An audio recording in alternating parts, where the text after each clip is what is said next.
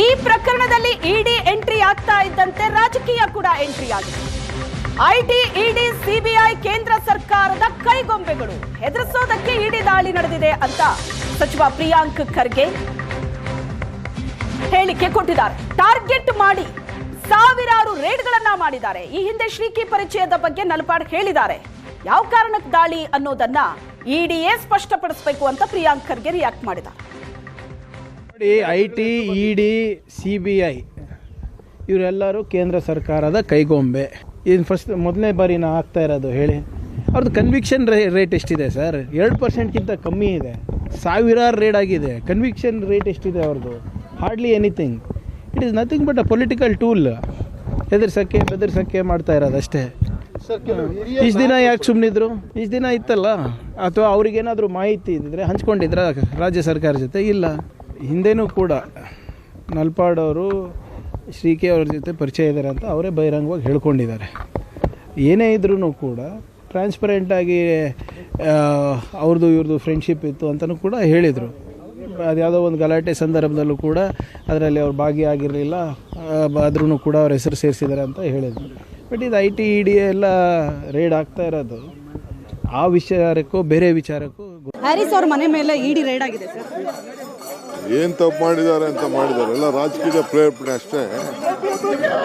ಏನೆಲ್ಲ ಬಿಡಿ, ಏನಾಗಲ್ಲ. ಎಲ್ಲ ಎನ್ಕ್ವೈರಿ ಮಾಡಲಿ. ಎನ್ಕ್ವೈರಿ ಮಾಡೋದೆಲ್ಲ ತಪ್ಪೇನಿಲ್ಲ. ಎನ್ಕ್ವೈರಿ ಮಾಡೋರೆಲ್ಲ ಮಾಡಲಿ. ಎನ್ಕ್ವೈರಿಗಳಾಗ್ತದೆ. ಎನ್ಕ್ವೈರಿ ಆಗೋದಕ್ಕೆ ಯಾರು ಬೇಡ ಅಂತ ಅಂತಾರೆ. ಹಿಂದೆ ಏನೋ ಕೇಸ್ ಆಗಿತ್ತು ಅನ್ನೋದು ಗೊತ್ತಿದೆ. ಬಟ್ ಅವ್ರಿಗೂ ಅದಕ್ಕೂ ಏನೂ ಸಂಬಂಧ ಇಲ್ಲ. ಹ್ಯಾರಿಸ್ ಅವ್ರ ಮನೆ ಮೇಲೆ ಇಡಿ ರೇಡ್ ಆಗಿದೆ ಸರ್.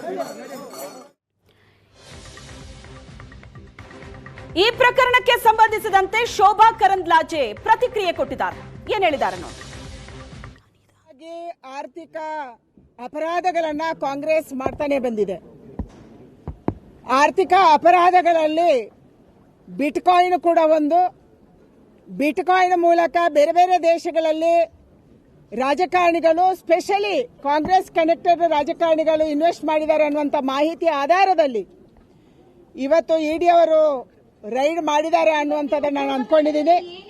ಯಾರು ತಪ್ಪು ಮಾಡಿದ್ದಾರೆ ಅವರಿಗೆ ಶಿಕ್ಷೆ ಆಗಬೇಕು. ಇದು ನಮ್ಮ ಅಪೇಕ್ಷೆ ಇರುವಂಥದ್ದು. ಯಾವುದೇ ಮಾಹಿತಿ ಇಲ್ಲದೆ ರೈಡ್ ಮಾಡುವಂಥ ಪ್ರಶ್ನೆ ಬರಲ್ಲ. ಎಲ್ಲದರಲ್ಲಿ ಪೊಲಿಟಿಕ್ಸ್ ಅನ್ನು ಕಂಡು ಹುಡುಕುವಂತ ಮತ್ತು ತಪ್ಪಿಸಿಕೊಳ್ಳುವಂತ, ಜಾರಿಕೊಳ್ಳುವಂತ ಒಂದು ಪಾರ್ಟಿ ಅಂದ್ರೆ ಅದು ಕಾಂಗ್ರೆಸ್ ಪಾರ್ಟಿ. ರಾಜ್ಯದಲ್ಲಿರುವಂತಹ ದುಡ್ಡನ್ನ ಇವತ್ತು ಬೇರೆ ಕಡೆ ಸಾಗಿಸಿ ಅಲ್ಲಿ ಇನ್ವೆಸ್ಟ್ ಮಾಡಿ ಅವರ ರಾಜಕಾರಣದ ಬೇಳೆ ಬೇಯಿಸಿಕೊಳ್ಳುತ್ತಿರುವಂತವರು ಕಾಂಗ್ರೆಸ್ ಅವರು. ಈ ಕಾಂಗ್ರೆಸ್ ಸರ್ಕಾರ ಭ್ರಷ್ಟ ಕಾಂಗ್ರೆಸ್ ಸರ್ಕಾರ. ಇದು ರಾಜ್ಯದಲ್ಲಿರುವಂತಹ ಸಂಪತ್ತನ್ನ ಬೇರೆ ದೇಶಕ್ಕೆ ಲೂಟಿ ಮಾಡಿ ಕಳಿಸುವಂತ ಸರ್ಕಾರ ಮತ್ತು ನಾಯಕರಂದ್ರೆ ಅದು ಕಾಂಗ್ರೆಸ್ ನಾಯಕರು. ನಿರಂತರವಾಗಿ